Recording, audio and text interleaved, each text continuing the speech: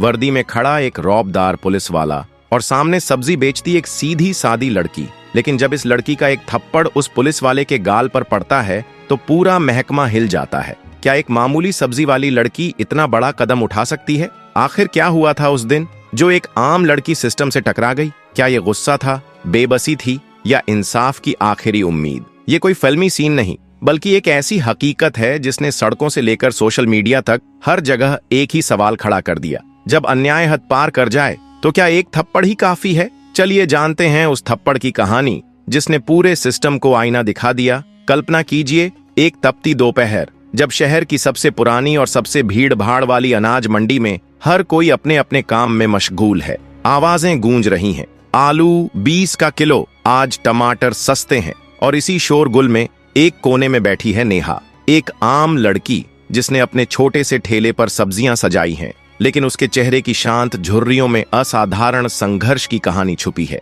आज भी वो हमेशा की तरह आई है, काम करने, बच्चों के लिए 2 रोटियों का इंतजाम करने। पर उसे क्या पता था कि यह दिन उसके जीवन की दिशा बदलने वाला है। उसने अभी अभी एक ग्राहक को धनिया पकड़ाकर पैसे समेटे ही थे कि अचानक एक भारी और रौबदार आवाज मंडी की भीड़ को चीरती हुई आई। ए नेहा, ज्यादा चालाकी मत कर, पुलिस से पंगा लेकर कोई नहीं बचा है अभी तक। यह था आहान, स्थानीय थाना का एक घमंडी सिपाही, जिसका नाम सुनकर ही बाकी दुकानदारों की गर्दन अपने आप झुक जाती थी। और हमेशा की तरह उसकी बगल में खड़ा था उसका चमचा किशन, सिर हिलाते हुए आहान की हर बात को हाँ में हाँ मिलाने वाला। लेकिन आज कुछ बदला था। नेहा के चेहरे पर न घबराहट थी, न घिनौनी मुस्कुराहट से बचने की कोई कोशिश। उसकी आंखों में बस एक गहरी ठहरी हुई नजर थी, जैसे अंदर कुछ उबल रहा हो। आहान ने आगे बढ़कर कहा, हर हफ्ते देती है ना, तो आज भी निकाल 250 रुपए, ऊपर वालों को भी जवाब देना पड़ता है हमें। कहते हुए उसने अपने बेल्ट को टाइट किया और ऐसे खड़ा हुआ मानो वो कानून नहीं, खुद भगवान हो। नेहा ने अपने पर्स में हाथ डाला। कुल जमा 90 रुपए थे, पूरे दिन की कमाई। सब्जियां महंगी थीं, ग्राहक कम आए थे। वो पल भर को चुप रही, फिर बेहद शांत लहजे में बोली, पिछले हफ्ते 180 रुपए दिए थे, इस बार तो मुश्किल से इतना ही बचा है बाबूजी। कुछ तो इंसानियत होनी चाहिए। वो शब्द धीमे थे, लेकिन उनमें एक दर्द था, ऐसा दर्द जो अब किसी को बर्दाश्त नहीं होने वाला था। और यहीं से शुरू हुआ एक ऐसा पलटवार जिसकी कल्पना न आहान ने की थी और न ही उस मंडी ने।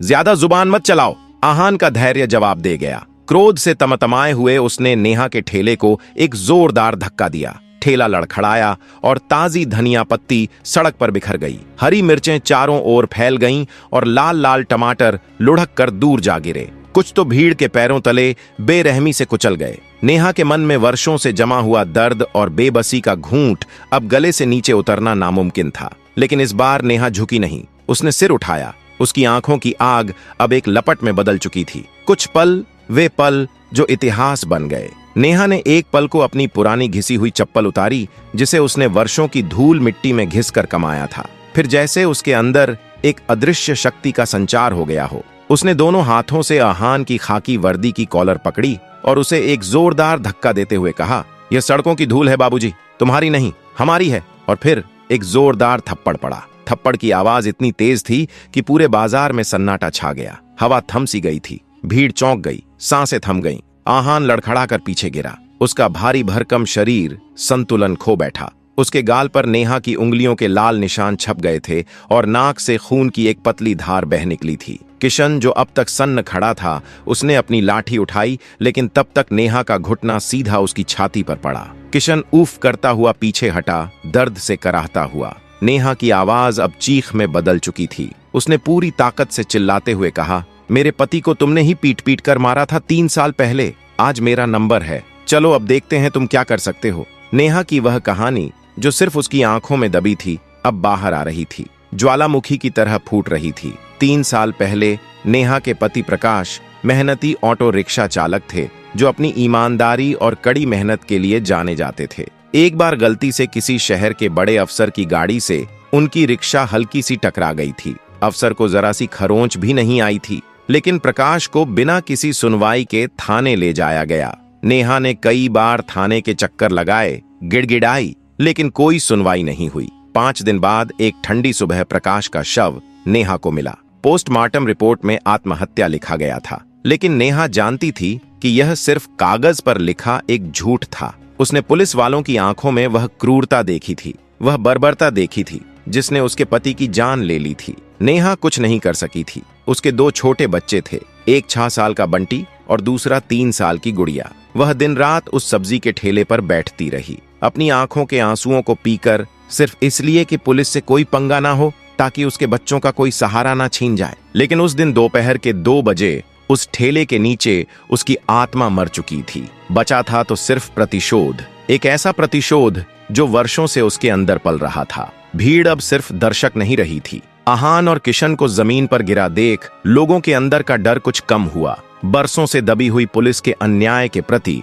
उनकी अपनी कहानियों ने सिर उठाना शुरू कर दिया था। पास में खड़ा एक युवा लड़का रोहन, जो अक्सर उसी बाजार में अपने पिता के साथ काम करता था, उसने तुरंत अपना स्मार्टफोन निकाला और उस पूरे अविश्वसनीय दृश्य का एक वीडियो बना लिया। 30 सेकंड का वह वीडियो पूरे शहर को हिला गया, एक चिंगारी की तरह फैल गया। वीडियो में साफ दिख रहा था कि एक साधारण सब्जी बेचने वाली महिला एक पुलिसकर्मी को थप्पड़ मार रही है और फिर लात उसके चेहरे पर पड़ रही है। पीछे 30 से 40 लोग हैरान खड़े थे। कुछ के चेहरे पर डर था तो कुछ के चेहरे पर दबी हुई खुशी, एक अजब सी संतुष्टि। पुलिस वाला जमीन पर पड़ा था और नेहा की आवाज साफ आती थी, मेरे पति की मौत का जवाब दूंगी, चाहे पूरा थाना क्यों ना आ जाए। शहर की फिजा बदल गई थी। जैसे आग जंगल में फैलती है, वैसे ही यह वीडियो भी फैल गया, एक व्यक्ति से दूसरे व्यक्ति तक, एक फोन से दूसरे फोन तक। 2 घंटे के भीतर 5 व्हाट्सएप ग्रुप, फेसबुक पेज और लोकल न्यूज चैनलों पर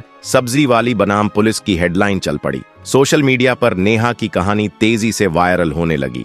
हर शेयर के साथ, हर कमेंट के साथ लोगों के अंदर वर्षों से दबा पुलिस के खिलाफ का गुस्सा बाहर आ रहा था। अगले ही दिन 50 से ज्यादा ठेले वाले और उनके साथ सैकड़ों आम नागरिक पुलिस स्टेशन के सामने जमा हो गए। उनके हाथों में सब्जियों की टोकरी नहीं थी, बल्कि एक पर्चा था जिस पर बड़े अक्षरों में लिखा था, आज हम सब नेहा हैं। पुलिस का पलटवार आया, तीव्र और निर्मम। नेहा के खिलाफ तत्काल FIR दर्ज की गई और उसे देर रात उसके घर से गिरफ्तार कर लिया गया। धारा 303 हत्या का प्रयास, 386 सरकारी कर्मचारी पर हमला, दंगा भड़काना और जान से मारने की धमकी जैसी गंभीर धाराएं लगाई गई। नेहा को हथकड़ी लगाकर थाने लाया गया, लेकिन उसके चेहरे पर एक अजीब सी शांति थी, एक विजय की मुस्कान, एक ऐसी मुस्कान जो कह रही थी कि उसने अपनी लड़ाई शुरू कर दी है। थाने के बाहर भीड़ और गुस्सा दोनों बढ़ रहे थे। लोगों ने नारे लगाने शुरू कर दिए, नेहा को रिहा करो, हमें इंसाफ चाहिए।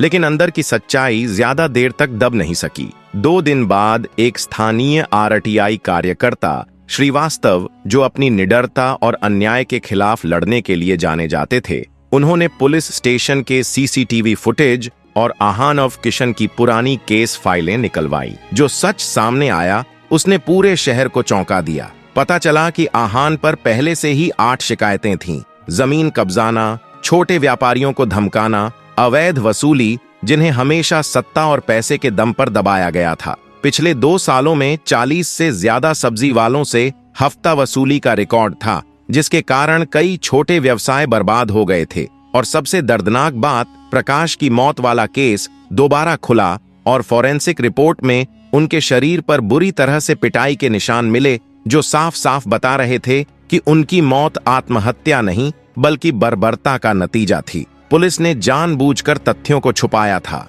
यह नया सबूत सामने आते ही पूरे शहर का जनमानस नेहा के पक्ष में हो गया। मीडिया ने भी इस कहानी को प्रमुखता से दिखाना शुरू कर दिया और राष्ट्रव्यापी बहस छेड़ गई। कोर्ट में सुनवाई हुई और फैसला आया, जिसने एक मिसाल कायम कर दी, न्याय की एक नई परिभाषा गढ़ दी। 6 दिन बाद केस फर्स्ट ट्रैक कोर्ट में पहुंचा। जज ने अपने ऐतिहासिक फैसले में कहा, जब कानून के रक्षक ही भक्षक बन जाएं, तो जनता का प्रतिकार न्याय का ही रूप है। नेहा दोषी नहीं, बल्कि इस सिस्टम के लिए एक चेतावनी है। नेहा के खिलाफ दर्ज FIR खारिज कर दी गई। आहान को तत्काल प्रभाव से सस्पेंड कर दिया गया और उस पर आपराधिक मुकदमा चलाने का आदेश दिया गया, जबकि किशन का सुदूर ग्रामीण क्षेत्र में तबादला कर दिया गया, जहां वह कभी किसी को परेशान नहीं कर पाएगा। आज नेहा कहां है? वह अभी भी ठेला लगाती है, उसी मंडी में, लेकिन अकेली नहीं। हर गुरुवार को उसकी बगल में 3 और विधवा महिलाएं बैठती हैं, जिन्होंने भी